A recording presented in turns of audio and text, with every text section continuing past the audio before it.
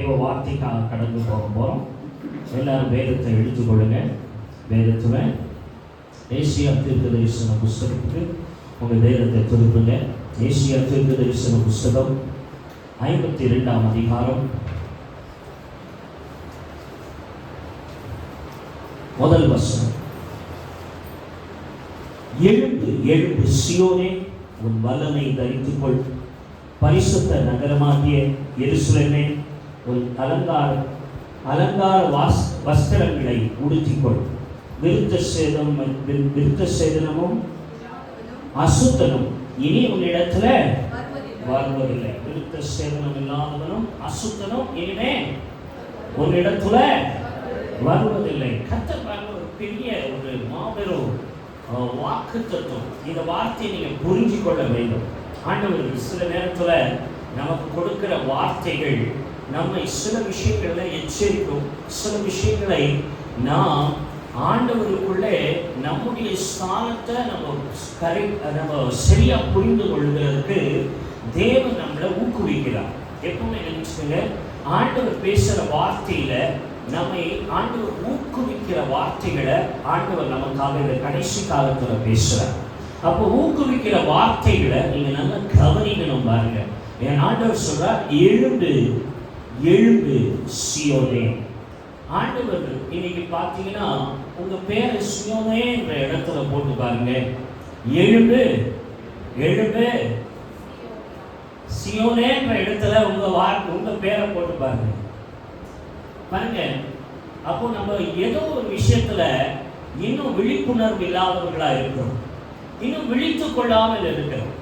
அதனாலதான் பைபிள்ல சொல்லுது, மார்க் எழுதிய சுவிசேஷம் 13ஆம் அதிகாரம் நீங்க 35 to 37 முடிய வாசிச்சீங்கன்னா அந்த வசனம் எப்படியா சொல்லுகிறது, உன்னுடைய தேவன் எந்த நேரத்துல வருவார் என்று உங்களுக்கு அவர் சாயங்காலத்துல வரலாம், மத்தியானத்துல வரலாம், இரவு நேரத்துல வரலாம். அதனால நீங்க என்ன பண்ணணும், விழித்துக் கொள்ளுங்கள்.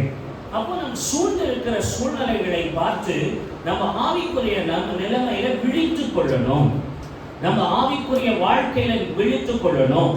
அப்போ ஆண்டவர் நமக்கு சொல்லிக் கொடுக்கிற காரியத்தை நல்லா கவனிக்கணும். ஏன் அப்படின்னு சொன்னா, இன்னைக்கு நம்ம விழிப்பில்லாமல் தூங்குகிறவர்களா இருந்தா சத்துரு தூங்குகிறவர்கள் மத்தியில களைகளை விதைத்துருவாங்க. மத்திய 13:25 நீங்க வாசிச்சீங்கன்னா, அவன் தூங்குகிற மத்தியில என்னத்தை விதைச்சிருவான், களைகளை விடுது. இன்னைக்கு விழிப்புணர்வோடு சபை இருக்கணும், விசுவாசிகள் விழிப்புணர்வோடு இருக்கணும். ஏன்னா நித்திரை பண்ணி ஏந்திரிக்கிறது அது வேற விஷயம்.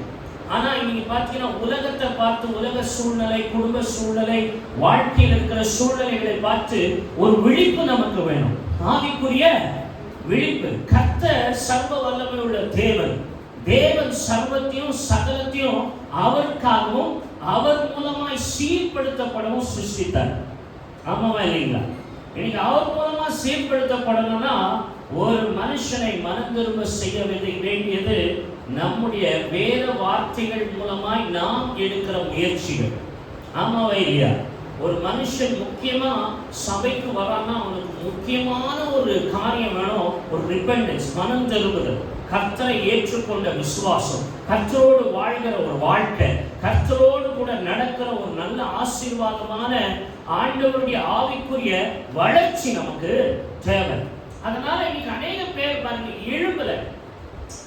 நான் வேதத்தை தியானிக்கும் போது வேதத்துல ஒரு காரியம் எழுதி இருக்குது. நீங்க பார்த்தீங்கன்னா எபேசியர் 5ஆம் அதிகாரத்துல 14ஆம் வசனத்தை யாராவது வாசிங்க. எபேசியர் 5ஆம் அதிகாரத்துக்கு உங்க வேதத்தை திருப்புங்க. 14ஆம் வசனத்தை சத்தமா யாராவது வாசிக்க கேட்கலாம், சத்தமா. எபேசியர் 5 வசனம் 14 எடுத்து சத்தமா வாசிங்க. ஆதலால் நீ தூங்குகிற நீ விழித்து மரித்தவர்களை விட்டு. இன்னைக்கு ஆவிக்குரிய வாழ்க்கை மரித்து போயிருக்கிற விசுவாசிகள் வாழ்க்கையில உயிர்ப்பிக்க ஆண்டவர் விரும்புகிறார். எத்தனை பேர் ஆமென் சொல்ல முடியும்? சொல்ல இன்னைக்கு அநேக பேருடைய வாழ்க்கையில கர்த்தர் இருந்தும் ஒரு விழிப்புணர்வு இல்லாதபடி இருக்கிறார். அப்படி நான் 2 பேரை நான் சுருக்கமா காட்டி விடுறேன். நீங்க பார்த்தீங்கன்னா இன்னைக்கு ஆவிக்குரிய வரங்கள் இருக்குதா? இருக்குது. அபிஷேகம் இருக்குதா? இருக்கு. வேதம் நல்லா தெரியுமா? நல்லா தெரியும். ஆனா இந்த மாதம் வரைக்கும் இந்த 5 மாதத்தை கடந்து வந்துட்டு 4 மாதம் முடிச்சுட்டீங்க. இந்த 5ஆம் மாதத்துல இருக்கிறீங்க. நம்ம ஆவிக்குரிய நிலைமையில நம்ம எத்தனை பேருக்கு நம்மளுடைய அபிஷேகம் பிரயோஜனமா இருக்கு? நம்முடைய வரங்கள் பிரயோஜனமா இருக்கு? எங்களுடைய இந்த ஆவிக்குரிய வளர்ச்சி எவ்வளவு பிரயோஜனமா இருக்கு? அதை நீங்க யோசிக்கணும். எத்தனை பேருக்குமா பிரயோஜனமா இருக்கு? என் ஆவிக்குரிய வாழ்க்கை குடும்பத்துக்கும் என் பிள்ளைகளுக்கும் என்னை சூழ்ந்திருக்கிற ஜனங்களுக்கும் இது பிரயோஜனமா இருக்கும். நீங்க பாருங்க, சில நேரத்துல வேதம் சொல்லுகிறது, நீங்க பாத்தீங்கன்னா தூங்குகிறவர்களை விட்டு என்ன பண்ணணும்? விழிச்சுக்கணும். ஏமே எப்பவுமே கவலைப்பட்டுட்டு எப்பவுமே கண்ணீர் விட்டுட்டு எப்பவுமே தேவனுடைய வல்லமையை சந்தேகப்பட்டுட்டு இருக்கக்கூடாது. தேவன் வல்லமை உள்ளவர்னா அவர் எப்பவுமே அவர் ஏற்றும் என்றும் மாறாதவர். அவர் மாறாதவர் அப்படின்னா இருக்கிற வண்ணமாவே இருக்கிறவர். அப்படின்னா அவர் அப்ப எப்படியோ மோசையோடு இருந்தது எப்படியோ அப்படியே இன்னைக்கும் கூட நமக்கு வல்லமை உள்ளவரா நம்ம கூட இருக்கிறார். அதனால நம்முடைய வாழ்க்கையில இருக்கிற எல்லா சூழ்நிலைகளை பார்க்காம நமக்குரிய ஆவிக்குரிய வளர்ச்சியின் தன்மையை அதிகமா நம்ம பார்க்கணும். இந்த மேகாவதத்துல நம்ம ஒரு யுத்தத்துக்கு நம்ம ஆயத்தப்பட வேண்டியவர்களா இருக்கிறோம். இன்னைக்கு பாத்தீங்கன்னா யுத்தத்துல 2 வித மனுஷர்கள் இருப்பாங்க. வேதத்துல சொல்லப்பட்டிருக்கிறது. நீங்க பாத்தீங்கன்னா வேதத்தை நீங்க அதிகமா வாசித்தீங்கன்னா 1 சாமுவேலின் புத்தகத்துல நீங்க 16ஆம் அதிகாரம் முதல் 3 வசனங்களை பார்க்கும்போது நீங்க பாத்தீங்கன்னா தேவன் ஒரு மனுஷனை ராஜாவா தெரிந்துகிறார். அந்த ராஜாவை தெரிந்து கொண்ட அந்த ராஜாவை தேவன் தள்ளி விட்டுறாரு. சவுல் என்ற ராஜாவை தேவன் தள்ளி விட்டார். ஏன்? ஆண்டவர் தான் அபிஷேகம் பண்ணாரு, ஆண்டவர் தான் ராஜாவாக நிறுத்தினாரு, ஆண்டவர் தான் அவன் அந்த ராஜ்யத்தை ஆளுகிறதுக்கு அவனுக்கு வேண்டிய எல்லா சாமர்த்தியத்தை கொடுத்தாரு. பலமுறை யுத்தத்துக்கு போயிருக்கிறான், பலமுறை வெற்றிகளை பார்த்திருக்கிறான். ஆனா இந்த முறை நீங்க பாத்தீங்கன்னா ஆண்டவர் அவனுடைய வாழ்க்கைய ஆண்டவர் அவனை ஏற்படுத்தின அந்த ராஜ்யத்தின் அந்த அதிகாரத்தை அவன் கிட்ட இருந்து ஆண்டவர் கொடுக்கிறார். பைபிள் சொல்லுது 16:1 வாசிச்சீங்கன்னா ராஜாவாக்கினா அவனை சாமுவேலுக்கு சொல்ற, பாப்பா நான் இவனை ராஜாவாக்குறேன், இனிமே இவன் ராஜாவா இருக்க போகும். சாமுவேலுக்கு ஒரே துக்கம் வந்துட்டு எப்பவுமே யோசிப்போம், நம்ம கொடுத்ததை பிரயோஜனப்படுத்திக்கணும். பாரு சொல்லுங்க, கொடுத்ததை நல்லா பேச தெரியுமா? ஆண்டவருக்காக பேசுங்க. நல்ல பாடம் தெரியுமா? ஆண்டவருக்காக பாடுங்க. நல்லா ஓட தெரியுமா? ஆண்டவருக்காக ஓடுங்க. இன்னைக்கு ஓடுகிறவங்களை கூட நீங்க ஓடுங்க.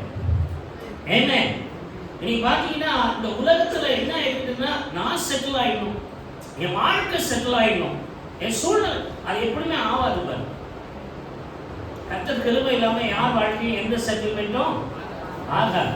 கர்த்தர் கூட இருந்தார். நான் நேற்று தினத்துக்கு சொன்னேன், கர்த்தர் நம்ம மேல வைத்திருக்கிற அன்பு உண்மையா, அவர் நமக்கு கொடுத்த அன்பு உண்மையா, அவருடைய அன்புல நம்ம வெளிப்படும் போது கர்த்தர் நம்மளை ஆசீர்வதிப்பார். நம்ம சுயநலமான அன்பு தான் இருக்கும். பாருங்க, நம்ம ஜனங்களை மட்டும் பார்ப்போம், நம்ம டீமை மட்டும் பார்ப்போம், நம்ம சூழ்நிலைகளை மட்டும் பார்ப்போம், நமக்கு இருக்கிறவங்களை மட்டும் பார்ப்போம். அது அன்பு கிடையாது. பாருங்க, நீங்க நேசிக்கணும், நேசிக்காதவர்களையும் நேசிக்கணும். ஏன்னா அவனுக்கு பைபிள் தெரியாது, உனக்கு பைபிள் உனக்கு வேதம் நல்லாவே தெரியும். பாருங்க, சவுலை ஏற்படுத்தினார், மனஸ்தாபப்படுறார், இவனுக்கு அபிஷேகம் கொடுத்துட்டேன், இவன் செய்ய வேண்டிய பாட்டு பாருங்க. இவன் ராஜா, இவனுக்கு எதிர்க்க எந்த எதிராளி வந்தாலும் யுத்தம் யாருடையது? சத்தமா சொல்லுங்க, கர்த்தர் செய்வார்.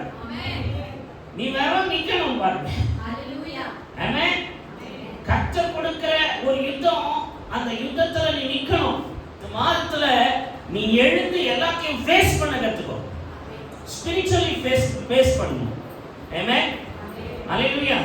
மாம்சத்துல நீ வெளிப்படக்கூடாது, நீ போராடக்கூடாது. பாருங்க, எல்லாத்தையும் நான் நல்லவன், நான் நீதிமானே, நான் உண்மை உள்ளவன், நீ போராடாத. ஏன்னா உன்னை நீதிமான் ஆக்குகிற கர்த்தர்.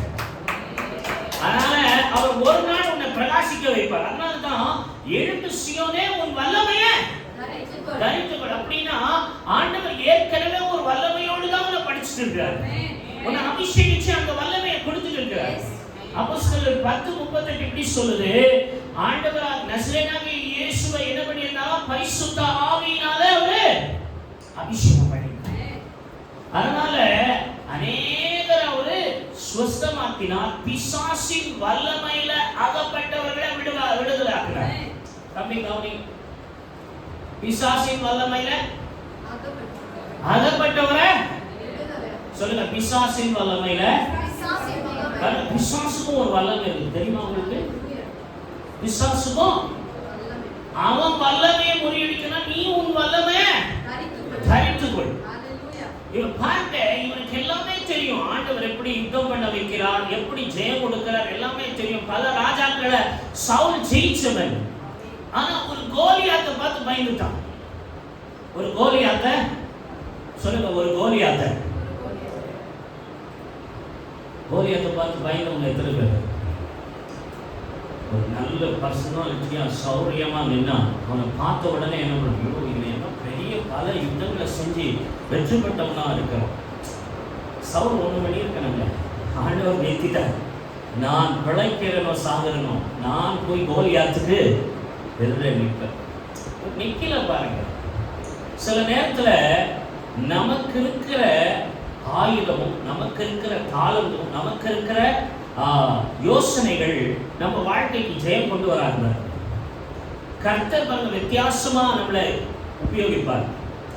சவுல் கையில முடியல, சரி நல்லா தெரியும் சவுல் கையில முடியாது, சவுல் கையில இன்னைக்கு கோலியாத்தை அடிக்க முடியாதுங்கிறதுக்கு தேவன் கோலியாத்தை அடிக்கிறதுக்குன்னு ஒரு சின்ன பையனை ரெடி பண்ணிட்டாரு. ஒரு சின்ன பையனை ரெடி பண்ணிட்டார்.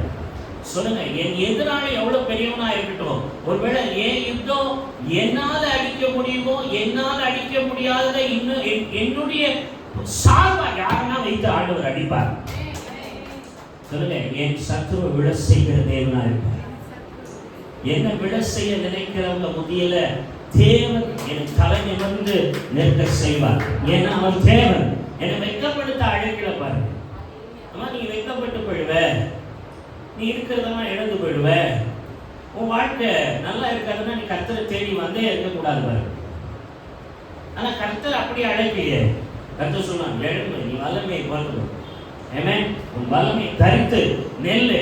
அப்ப வல்லமையை தரித்து நிற்கிறதுக்கு வேண்டியது என்ன தெரியுமா? ஆயுதங்கள் அல்ல. சொல்லுங்க, சத்துருவுக்கு நம்ம எதிர்த்து நிற்க வேண்டிய தேவையான ஆயுதங்கள் அல்ல. ஹல்லேலூயா. நமக்கு தேவையானது அபிஷேகம், பரிசுத்த ஆவியானவருடைய துணை, பரிசுத்த ஆவியானவருடைய ஆலோசனை, பரிசுத்த ஆவியானவருடைய அபிஷேகம் நம்ம வாழ்க்கையில இருந்தா சத்துரு எவ்வளவு பெரியவனா இருக்கட்டும், எவ்வளவு தாளந்துள்ளவனா இருக்கட்டும், உன் வாழ்க்கையில பல தந்திரங்கள் அவன் வைத்திருக்கட்டும், ஆனா கர்த்தர் உன் கையிலேயே ஒரு சத்துருவை வீழ்த்தி அவர் ஜெயமெடுக்க செய்கிறார். நீங்க எத்தனையோ விஷயத்துல நீங்க தோல்வியை ஒத்துட்டு இருக்கிறீங்க. வாழ்க்கையில எத்தனையோ விஷயத்துல கணவன் மனைவி பிரச்சனையில தோல்வியை ஒற்றுக்கொண்டு இருக்கிறீங்க. நான் உங்களுக்கு சொல்லிக் கொடுக்கிற ஒரே பாடம், நீங்க மாம்சத்துக்குரிய ஆலோசனை கேட்காமல் ஆவியானவருடைய வேதமும் ஆவியானவரும் சொல்லுகிற ஆலோசனை கேட்டீங்கன்னா உங்களை முன்னால எத்தனை பெரிய எத்தனை ஆயிரம் லேகியோன்கள் வந்தாலோ நீங்க அவங்கள வீழ்த்தி அவங்களை தொருத்தி வரக்கணிக்க முடியும். ஆண்டவர் சொன்ன ஒரே ஒரு வார்த்தைக்கு லேகியன் எல்லாம் அலறி போச்சு. அப்படின்னா கர்த்தருடைய வல்லமைக்கு ஈடான ஒரு வல்லமையும் இந்த பூமியில இல்லை. எத்தனை பேர் விசுவாசிக்கிறீங்க? ஆமென். அப்போ கர்த்தருக்கு ஈடான வல்லமை இல்லை அப்படின்னு சொல்லிட்டு நம்ம டாலண்ட பார்க்கணும். நமக்கு இவ்வளவுதான் கெப்பாசிட்டி, நமக்கு இவ்வளவுதான் கெப்பாசிட்டி.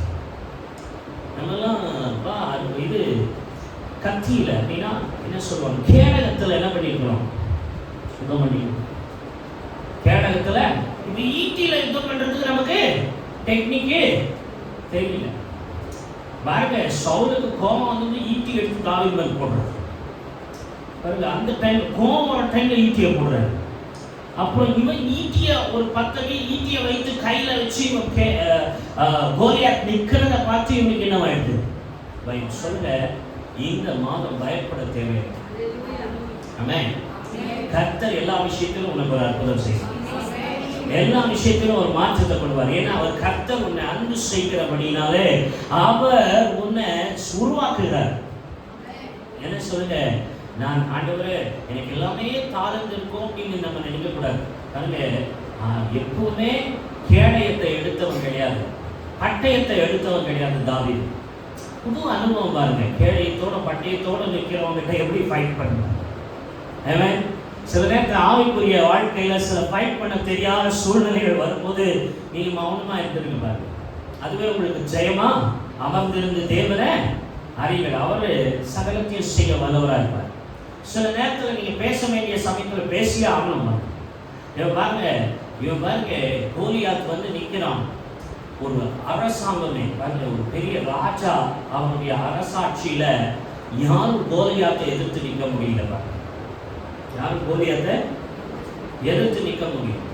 இவங்க என்ன நினைக்கிறாங்க, எப்படி நம்ம டெக்னிக்கா இவனை யுத்தம் பண்ணணும், எப்படி இவனை வீழ்த்தணும் அப்படின்னா, ராஜாவே பாருங்க அந்த இடத்துல பிரசன்ஸே இல்லை. அவன் 40 நாள் வந்து உங்களில் ஒருவர் யாராவது இருந்தா என் கூட யுத்தம் பண்ணுங்கன்னு கூப்பிடும் போது யாரும் வரல பாருங்க. அல்லேலூயா. சொல்லுங்க, தேவனை பற்றிய ஒரு வைராகியம் உங்களுக்கு இருக்கணும். தேவனை பற்றிய ஒரு வைராகியம், விசுவாசம் இருக்கணும். தேவன் நான் முன்னா எனக்காக அவர் கிரியை செய்வார். இந்த மாசம் சொல்லுங்க, நான் நின்னா எனக்காக தேவன், நான் யுத்தத்தில் நிற்கிறேன், எனக்காக யுத்தம் செய்கிறவர் கர்த்தர். ஆண்டவர் மோசேயை பார்த்து சொன்னார், நான் யுத்தம் உன்னுடையது இல்லை. யோசுபாத்தை பார்த்து சொன்னார், யுத்தம் உன்னுடையது, யுத்தம் உன்னுடையதே கிடையாது. சொல்லுங்க, யுத்தம்லாம் நீ சண்டைகள்லாம் மார்க்கலாம் நிற்காத. நீ சும்மா போய் அந்த இடத்துல நின்று. ஆமென். நல்லா அந்நிய பாஷை பேசு. இந்த மாசம் அந்த வாயில எவ்வளோ பாஷை வருது அவ்வளோ பேசுங்க. நீங்க ஜெயம் நல்லா பேசிட்டு இருக்கேன், எனக்கு புரிய மாட்டேன்னா உனக்கு புரியாது, உன் ஆத்மாவுக்கு நல்லா புரியும். ஆமென். நீ தேவனுடைய மகத்துவங்களை பேசுகிறாய். அப்ப பாருங்க, ஆவிக்குரிய வாழ்க்கையில் நீங்க உங்களை என்ன பண்ணணும், வளர்க்கணும். நீங்க செய்ய முடியாதது உன்னை செய்ய பழகும். சோத்திரம் பண்ணு, நல்ல துதி, நல்ல ஆராதிங்க, நல்ல பாடுங்க. நீங்க பார்த்தீங்கன்னா போய் எதிர்கிட்ட நிற்கும் போது நீ என்ன செய்யணுமோ அதை செய்ய வைக்கிறதுக்கு ஆண்டவர் பலன் உள்ளவராக இருக்கிறார். பாருங்க, கோலியாத் நிற்கிறார். கோலியாத் இஸ்ரவேல் ஜனங்களை தூற்றுறார், இஸ்ரவேல் தேவனை தூற்றுறார். எல்லாரும் தூண்டிட்டு இருக்கும்போது ஐயோ பாருங்க எவ்வளவு பெரிய அவமானம் கொண்டு வந்தாங்க. இந்த ஊழியத்துக்கு அவமானம், அந்த ஊழியத்துக்கு எல்லா அவமானங்களை பார்த்து நீங்க பயப்படாதீங்க. நீங்க அதை அவமானமா எடுத்துக்கொள்ளாதீங்க, அது ஒரு ஜெயமா எடுத்துக்கொள்ளுங்க. ஏன்னா சிலுவையில் அவர் அவமானமா பிசாசு அவர் அவமானப்படுத்த நினைச்சான். ஆனா அவர் சிலுவை இல்ல வெற்றி சிறந்து அவனை வெளியரங்கமான கோலமாக்கி அவருடைய வல்லமையை உரிந்து கொண்டு இந்த உலகமே கர்த்தருடைய நாமத்தை மகிமைப்படுத்தும்படி செய்தார். அல்லேலூயா. இன்னைக்கு நம்ம எல்லாம் என்ன நினைக்கிறோம்னா, அவங்க மாதிரினா பிசாசு தோற்க முடியும் பாஸ்டர், இவங்க மாதிரி இருந்தாதான் நம்ம இந்த காரியத்தை செய்ய முடியும் பாஸ்டர் அப்படின்னு சொல்லி நீங்க நினைக்கிறீங்க. ஆனா பைபிள் சொல்லுகிறது, உன்னுடைய தகுதி, உனக்குள்ளே இருக்கிற தகுதி உன்னாலே அல்ல, உனக்குள்ளே இருக்கிற தகுதி உனக்குள்ளே வாசமாயிருக்கிற பரிசுத்த ஆவியினாலேயே அது செயல்படும். ஆமென். பெரிதான சூழ்நிலைகளை பிரச்சனைகளை பார்க்காதீங்க, உங்களை நடத்துகிற தேவனுடைய அந்த மகிமையை பாருங்க. அல்லேலூயா. நிற்கிறார், நிந்திக்கிறார். இந்த நிந்தனையை பார்த்து அவர் யாரும் திட்டி யாரும் நிந்திச்சிருந்தாலும் அவர் பொறுத்துட்டு இருப்பார். தாவீது என்ன சேனையை நிந்திக்கிறாரு, என்ன நம்ம தேவனுடைய நாமத்தையே நிந்திக்கிறார். எனக்கு நேரம் இல்லைன்னா அப்படியே பேசிட்டு போயிடும். நீங்க போய் 1 சாமுவேல் 16-17 அதிகாரத்தை நீங்க வீட்டில் வாசிங்க. பாருங்க, இந்த வேதத்தை சொல்லப்படுகிற ஒவ்வொரு விஷயத்தையும் நமக்கு ஏதோ ஒரு கம்யூனிகேஷன் கனெக்ஷன் இருக்கும் பாருங்க. ஆமென். நம்ம வரைக்கும் பெற்றவங்களா இருக்கிறோம், ஆனா நம்ம ஜெயமுள்ளவர்களா இருக்கிறோமா, நம்ம ஆராதிக்கிறவர்களா இருக்கிறோம், ஏதோ ஒரு விஷயத்துல போராடி கொண்டிருக்கிறோம், அந்த ஜெயம் எடுத்து இருக்கிறோமா? ஏதோ ஒரு விஷயம் நம்மள பாருங்க விசுவாசத்துல பலம் கொள்ளாதபடிக்கு நம்மள சோதிச்சுட்டே இருக்க பாருங்க. ஏன்னா விசுவாசம் உள்ளது நீங்க பாத்தீங்கன்னா செத்ததா இராமல் உங்க விசுவாசம் பல காரியங்கள்ல உங்களை ஊக்குவிக்கிறதா இருக்கணும். ஒரு ஆமென் சொல்லுங்க பார்க்கலாம். அல்லேலூயா. Praise the lord. இந்த கோலியாத்தை அடிக்க முடியுமா முடியாது? முடியுமா? வாங்க நிறுத்துறேன். ஆமென். இப்போ கோலியாத்து போனால நம்ம உங்களை நிறுத்துறோம்னு வச்சுக்கோங்க, என்ன நிலைமை உங்களுக்கு நிலைமை எப்படி அழிப்பீங்க பாருங்க. நம்முடைய சுய பலத்திலையோ நமக்கு இருக்கிற ஆயுதத்திலோ சத்துருவை அடைக்க முடியாது. நமக்கு இருக்கிற ஆவியின் வல்லமையில தான் சத்துருவை அடிக்க. நீங்க பார்த்தீங்கன்னா நிறைய பேருக்கு பேச்சு சாத்துரிக்கம் ரொம்ப இருக்கும், பேசுவாங்க நல்லா, ஆனா அவங்களால என்ன பண்ண முடியாது, சில சூழ்நிலைகளை சமாளிக்கவே முடியாது. ஆனா பரிசுத்த ஆவியானவர் உங்களுக்குள்ள வரும்போது சத்துரு எவ்வளவு வல்லமை உள்ளவனாக இருக்கட்டும், எவ்வளவு அவன் தாளந்து உள்ளவனாக இருக்கட்டும், அவனுக்கு மேலாக தேவ ஆவியானவருடைய ஆலோசனை பெருசா இருப்பாங்க. அவர் யோசனையில அவர் ஆலோசனை கர்த்தனால கரங்களை சொல்லுங்க. எனக்கு இந்த மாதத்துல பெரிய ரெவலேஷன் கொடுக்க போறார். சொல்ற நல்ல ரெவலேஷன்ல கர்த்தர் கொடுக்க போறார். எத்தனை பேர் விரும்புறீங்க ஆண்டவரே, நான் ஆண்டவரே முன்ன போகிறதுக்கு, பிசாசை ஜெயிச்சு முன்ன போகிறதுக்கு, சத்ருவின் எல்லாம் சூழ்ச்சியை ஜெயிச்சு முன்ன போகிறதுக்கு, என் குடும்ப சூழ்நிலையை ஜெயிச்சு அவங்கள பத்தி கம்ப்ளைண்ட் பண்ணி இவங்களை கம்பெனி இல்ல, இன்னைக்கு நான் ஜெயிக்கிறதுக்கு வழி தரேன். எத்தனை பேர் ஆமென் சொல்றீங்க? எத்தனை பேர் ஜெயிக்கணும்னு விரும்புறீங்க? சொல்லுங்க. யாரையும் தப்பு சொல்லாது. சொல்லுங்க, ராஜாவா இருந்து நான் தான் என்னையா பண்றான், எவ்வளவு யுத்தம் பண்ணியிருப்பான், ஏன் கோலியாத்து கூட அவன் சண்டை போட்டுருக்க முடியாது? பாருங்க, சில நேரத்தில் சில பேரை உபயோகப்படுத்துறதுக்கு உங்களை முதல் நிறுத்துவார்கள். உங்களை பாருங்க, தாவீதுக்கு யுத்த பழக்கமே கிடையாது, வந்து நிற்கிறாரு, இவன் நிந்திக்கிறான், இவனுக்கு ரொம்ப நெரிச்சுறாரு. ஏன்னா கர்த்தர் ஆராதிக்கிறவர், கர்த்தருடைய நாமம் தூஷிக்கப்படுது, கர்த்தருடைய நாமம் இன்னைக்கு எல்லா ஜனங்களிலும் ஒரு பாய் வார்த்தை ஆயிடுச்சுன்னு சொல்லி வேதனைப்படுறாரு. பாருங்க, எத்தனை இஸ்ரேல் ஜனங்களும் நம்மளா என்ன பண்ணிங்க, ஒரே ஒரு கோலியாத்தை அடிக்க முடியல. பாருங்க, ஆண்டவர் கோலியாத்தை அடிக்கிறதுக்கு தாவீதை அவன் பெரிய ஈட்டி வச்சிருந்தான், 10 அடி ஈட்டி. அதை குத்தி இருந்தானா என்ன பண்ணிக்கணும், அவன் அங்கேயே படைச்சிருப்பான். பாருங்க, அவன் ஈட்டியால அடிக்க நினைச்சான். தேவன் கள்ளப்பட்ட கல்லா இருந்தார், அவரே தலைக்கு மூளை கல்லாயிட்டார், நெத்திக்கு மூளை கல்ல அடிச்ச அடியில ஒரே அடி, ஒரே கல் எடுத்து ஒரே அடி அடிச்சார், அவர் நெற்றியில விழுந்துச்சு. அவ்வளவுதான். கோலியாத்தால ஒண்ணுமே நீங்க பார்த்தீங்கன்னா சரீர பலம் ஒண்ணுமே கிடையாது. சொல்ல ஆவியின் பலம் எல்லாவற்றையும் ஜெயிக்க. அல்லேலூயா. Praise the lord. ஆண்டவர் சொல்றார், உங்க முன்னால இருக்கிற சத்துருவை பார்த்து வைக்கப்பட்டு போகாத, அவன் இருக்கணும், என்னென்ன செய்யணும் செய், யாரை பயன்படுத்தணும் கை உன்னுடைய கிரியைகளை நடப்பிட்டு. ஆண்டவர் சொல்றார், நீ செய்து யாரையும் அவர் தடை பண்ணல. நம்ம வீட்டில் இவங்க இல்லாதது இருந்தால் நல்லா இருந்துச்சு, இவங்க இல்லைன்னா எவ்வளோ நிம்மதியாக இருந்துருக்கு தெரியுமா? அந்த ஆள் இருக்கிறதுனால தான் நீ தேவனை தேவை, அந்த சூழ்நிலை இருக்கிறதுனால தான் நீ தேவனை தேவைப்படும். அதில் அவர் 4 கேள்வி கேட்கலன்னா நீ என்ன பண்ணுவாங்க, உன் விசுவாசத்தில் நீ வேற விதமாக கொடுக்கல. கர்த்தர் பார்த்துப்பார், யுத்தமே நடக்காது. ஆமென். அல்லேலூயா. நீ யுத்தத்துக்காக கர்த்தர் அழைக்கிறார், யுத்த வீரனா உனக்கு அழைக்கிறார். நீ இருக்கிறத அந்த பலத்தை இன்னும் அதிகரித்துக் கொள்ள. ஆமென். பாருங்க, கோலியாத்தை அடிக்கிறதுக்கு இருந்த ஒரே பலம் என்ன தெரியுமா? தேவன் தாவீதோடு கூட இருந்தார். அவன் இடது பக்கத்தும் வலது பக்கமும் சாயாதபடிக்கு அவரை ஆண்டவர் தாவீதன் அவ்வளோ அழகாக நடித்தார். ஏன்னா அந்த வாலிப வயதுல கர்த்தரை அவ்வளவாய் கர்த்தரை நேசித்த ஒரு சிறிய வாலிபன் தாவீது. அதனால தான் என் இருதயத்துக்கு ஏற்றவன் தாவீதுன்னு சொல்லி ஆண்டவர் சொல்றார். ஆமென். அல்லேலூயா. நீங்க பாருங்க, கர்த்தர் மேல் வைத்திருக்கிற அன்பு உனக்கு பெரிய பெரிய யுத்தத்தை சாதாரணமாக ஜெயித்து போயிடுவார். கரங்களை தட்ட முடியும். நீங்க கோலியாத்தை பார்க்காதீங்க, சூழ்நிலைகளை பார்க்காதீங்க, எதிராளி பலத்தை பார்க்காதீங்க, உங்களுக்குள் இருக்கிற தேவனை பாருங்க. உலகத்தில் இருக்கிறவனை பார்க்கிறோம், உங்களில் இருக்கிறவர் பெரியவர். யோவானுடைய அனுபவம் பாருங்க. உலகத்துல இருக்கிறவங்களை காட்டிலும் சொல்லுங்க, எனக்குள்ள இருக்கிறவர் பெரியவர். அவர் எனக்கு நன்மை செய்வார், அவர் என்னை விடுவிப்பார், அவர் என்னை ஆசீர்வதிப்பார். எந்த மாதத்துல எல்லாம் கடந்து வரும்போது நான் தோல்வியா வந்தேனோ, இந்த மாதத்துல, இந்த மே மாதத்துல ஒரு வெற்றியோடு கூட நான் எழும்பி பிரகாசித்து போகிறேன். இன்னைக்கு என்னை சுற்றி இருக்கிற தூசிகளை உதறி எழுப்ப போகிறேன். சொல்லுங்க, சுற்றி இருக்கிற தூசிகள் எழுங்க. ஏமே வந்து அவமானத்தை நினைக்காத, வந்த பிரச்சனைகளை நினைக்காத, வந்த தோல்விகளை நினைக்காத, வந்த நிந்தனைகளை நினைக்காத, உதறிடு. சொல்லுங்க, உதறிடு. அதையே நினைச்சு என்ன அவங்க அப்படி சொல்லிட்டாங்க, இவங்க இப்படி பேசிட்டாங்க அப்படின்னு சொல்லிதான் நீ முன்னேற முடியாது. ஆமென். அவன் பேசுகிறது உனக்கு ஊக்கமா இருக்கணும். பேசுப்பா தம்பி, நீ பேசு, என்னை பத்தியா பேசுற, நீ பெரிய டெலிகாஸ்ட்ல பேசு, எங்க வேணா நீ பேசு, நீ பேசிட்டு போ. ஆனா என்னை நடத்துகிறவர் உன்னதமான தேவன். அவர் நான் எங்க இருந்தாலும் கைதூக்கி என்னை எடுக்கிறதுக்கு அவர் வல்லமை உள்ளவர் தேவன்.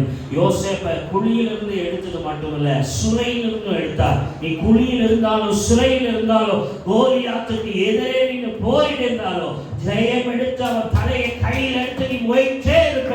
பைபிள் சொல்லுது 1 சாமுவேல் 17 வசனம் 50-51, அவன் பட்டயத்தை எடுத்து அவன் தலையை வெட்டி அவன் தலையில அந்த கையில எடுத்து அவன் வெற்றி சுரந்தான். சொல்லுங்க, அவன் பட்டயத்தை நீ வீசுற வலையில நீயே சிக்கும்படி செய்திருவான். சொல்லுங்க, சத்துரு வீசுகிற வலையில சத்துரு சிக்கிடுவான். ஏன் அப்படின்னு சொன்னா, நம்ம எல்லாம் கர்த்தருடைய ரத்தத்துல கழுவப்பட்டு அந்த கர்த்தருடைய சிலுவை வெற்றியை எல்லா இடத்திலும் பிரசங்கிக்கிறவர்களா நம்மளை கர்த்தர் அழைத்திருக்கிறார். அதனால இன்னைக்கு குடும்ப சூழ்நிலைகளை பார்க்காதீங்க, உங்க குடும்பத்துல நடக்கிற பிரச்சனைகளை பார்க்காதீங்க, கர்த்தரை பாருங்கள். கர்த்தர் ஏதோ ஒரு நோக்கத்துல உன்னை ஆண்டவர் வைத்திருக்கிறார். நீங்க பார்த்தீங்கன்னா, எந்த ஒரு காரியத்திலோ நம்ம காயப்படும் போதோ, வேதனைப்படும் போதோ, அவமானப்படும் போதோ அது நம்ம சரீரத்துக்கு வேதனையா இருக்கும். ஆனா அந்த நிலைமையில நீங்க ஒண்ணு மட்டும் நினைச்சுக்கங்க, நீங்க மட்டும் அந்த அவமானத்தை அனுபவிக்கல, நீங்க மட்டும் அந்த வேதனையை அனுபவிக்கல, உங்களுக்குள்ள இயேசுவும் அந்த வேதனையில கடந்து போகிறார். ஏன்னா ஆண்டவர் பாருங்க, பவுலை பார்த்து சொல்றார், முள்ளில் உதைக்கிறது உனக்கு கடினமா தோணலையா? அப்ப பாருங்க, ஒரு ஸ்தேவான் துன்பப்பட்டார், கிறிஸ்து துன்பப்பட்டார். உன் வேதனை அவருடைய வேதனை, உன் கண்ணீர் அவருடைய கண்ணீர். ஆண்டவர் பாருங்க, மாத்தாள் மரியாள் அழுத போது இவரும் அவங்களுக்காக கலங்குறார். அப்ப ஆண்டவருடைய இருதயம் எவ்வளவு ஒரு இரக்கம் உள்ள இருதயம் பாருங்க. நீ கலங்கி, நீ தவிக்கிற, நீ குடும்பத்துல பாடுபடுகிற எல்லா சூழ்நிலையிலும் அந்த சமுதாயத்தின் மத்தியில, அந்த குடும்பங்களின் மத்தியில, அந்த சூழ்ந்திருக்கிற ஜனங்களின் மத்தியில உன்னை கர்த்தர் சாட்சியா வைப்பார். நீ சத்துருவை ஜெயிப்பார், நீ வெற்றியோடு நடப்பார். ஏன்னா உனக்குள் இருக்கிறவர் அவர் அக்கினி ஜுவாலையானவர். அல்லேலூயா. உன்னை எந்த விதத்திலும் கர்த்தர் காத்து ரட்சித்து உன்னை வழி நடத்துவார். பயப்படாத, பிரகாசி. கர்த்தருக்காக உன் வல்லமையை தரித்துக்கொள். உனக்குள்ள வல்லமையை அது ஊக்குவித்து வெளியே எடு. உன் ஆவிக்குரிய வரங்களை வெளியே எடு. உனக்கு கொடுத்திருக்கிற தாரத்தை வெளியே எடு. கர்த்தருக்காக பயன்படுத்து. கர்த்தருடைய நாமத்தின் மகிமைக்காக பயன்படுத்து. பாருங்க, அப்பொழுது கர்த்தர் உன்னதத்தில் ஏற்றி அவர் உன்னதமான மறைவுல வைத்து உன்னை எல்லா தெய்வீக நிழலில் வைப்பார். வேளுடைய கனி, பாழாக்கும் கொள்ளை நோய், இரவில் உண்டாகும் பயங்கரம், பகலில் பறக்கும் அன்பு, மத்தியானத்தில் உண்டாகிற சங்காரத்தை எல்லாம் நீ கேள்விப்பட்டு இருப்பாங்க. உனக்கு ஒன்றும் சேதப்படுத்தாது. ஏன்னா கர்த்தருடைய பிள்ளையா கர்த்தர் உன்னை அழைத்திருக்கிறபடியா நீ சர்ப்பங்களையும் தேனையும் மிதிப்பார். ஒன்றுமே சொல்லுமா சொன்ன ஜெயம் போறேன். Nothing going to happen. எந்த சத்துருவின் பிளான்ஸ், பிசாசனுடைய தந்திரங்கள் என் மேல வாய்க்காது. ஏன்னா கர்த்தர் என்னோடு கூட இருக்கிறார். நம்மள கண்களை மூடி ஜெபிக்கலாமா? பரலோக தேவனுடைய பாதத்தில் விட்டு கொடுத்து, பரலோக தேவனே, இந்த வேளையில நம்முடைய சமூகத்துல வந்திருக்கிறோம். நாங்கள் பிரயாசிக்கிறதற்கு, நாங்கள் விழித்துக் கொள்ளுகிறதற்கு, நாங்கள் எங்கள் பிரயாசங்களில் ஆவிக்குரிய வளர்ச்சி அடைகிறதற்கு எதையெல்லாம் நமக்கு தடையா இருக்கிறதோ அதையெல்லாம் நாங்கள் உதறுகிறோம். இயேசுவை நாமத்துல ஆண்டவரே, எந்த பைனான்சியல் பிரச்சனைகளை உதறி தள்ளி போடுகிறோம், எந்த குடும்ப சமாதானத்தை கெடுக்கிற சூழ்நிலைகள், மனுஷருடைய ஆண்டவரை கிரியைகளை நாங்கள் உதறி போடுகிறோம். இன்றைக்கு கர்த்தருடைய ஆண்டவரை வலிமையான ஆண்டவரே, அந்த ஆண்டவரை பரிசுத்த ஆவியின் பலத்தை இந்த பிள்ளைகளுக்குள்ள ஊக்குவிக்கவையாக. இவர்களுக்குள்ள இருக்கிற ஆண்டவரே வரங்கள் ஊக்குவிக்கப்படட்டும் இயேசுவின் நாமத்துல. இந்த பிள்ளைகளுக்காக நீங்க கொடுத்திருக்கிற அபிஷேகம் ஊக்குவிக்கப்படட்டும். அந்த அனல்ல எழும்பட்டும் ராஜா. பாஷைகளினாலோ துதியினாலோ ஆண்டவரை கர்த்தரை ஆராதிக்கிறதுனாலோ எந்த சூழ்நிலையிலோ எந்த சந்தர்ப்பத்திலோ நான் தேவனை மகிமைப்படுத்துவேன், ஆராதிப்பேன். என் ஜபத்துக்கும் ஆராதனைக்கும் என் துதிக்கும் எந்த ஒரு தடை வராதபடிக்கு நான் கர்த்தரை உண்மையாய் நேசிக்கிறபடியா எந்த சூழ்நிலையும் என்னை ஒன்றும் செய்யாது.